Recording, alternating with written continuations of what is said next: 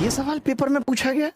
मैं देख रहा था अभी एक टीचर की क्लास में तो 10 उत्तर बता दिए, ऐसे तुक्के मार के उत्तर नहीं करना, जेन्युइनली इस सवाल का उत्तर क्या होना चाहिए। मैंने जब ये सवाल पहली बार देखा और मैं शायद पेपर में बैठ के भी देखता तो इस सवाल को मैं दोबारा जरूर पढ़ता, क्योंकि मैंने ऐसा सवाल इससे पहले नहीं देखा। मैं इतना जानता हूं कि मुझे अगर सिक्कों का अनुपात आप नहीं दोगे तो मैं इस सवाल को नहीं कर पाऊंगा, बट आपने तो ऐसे ही सवाल पूछ लिया। आपने तो कह दिया एक व्यक्ति के पास 5 रुपए, 2 रुपए, 1 रुपए के सिक्के हैं। तो ये वो सवाल था जो बच्चों ने 2 बार पढ़ा, उसके बाद भी बच्चे छोड़ आए। क्या इस सवाल का उत्तर निकाला जा सकता था? हाँ जी, इस सवाल का उत्तर निकाला जा सकता था। कैसे? देखो, 5 रुपए के सिक्के थे, जब कभी ऐसा सवाल फंसे, 2 रुपए के सिक्के थे और 1 रुपए के सिक्के थे। मैं कॉन्सेप्ट समझाना चाहता हूं, इसीलिए मैं सिक्कों की संख्या को एबीसी मानना चाहता हूं। मैंने कहा ए सिक्के, बी सिक्के और सी सिक्के, तो आपने कहा कि जी सिक्कों की संख्या टोटल कितनी है? 40 है। 40 लिख दीजिए, यहां पे लिख दिया जी।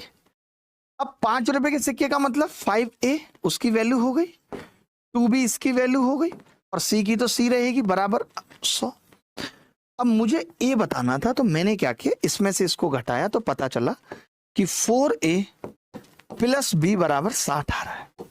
मैं ये कह सकता हूं ए की जो वैल्यू है वो 15 माइनस B/4 है। तो कोरिया का बच्चा बता सकता है कि जो ए की वैल्यू है 5 रुपए के सिक्कों की संख्या वो 15 से कम होगी, और 15 से कम एक ही ऑप्शन था। अब कई लड़के इसमें क्या है, सारे ऑप्शन चेक कर करके देखेंगे।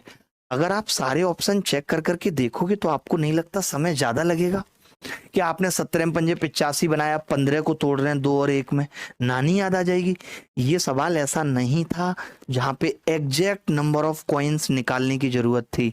यहां बस ये पता करने की जरूरत थी कि 5 रुपए के सिक्के जितने भी हों मगर वो 15 से कम होंगे, और 15 से कम एक ही ऑप्शन था।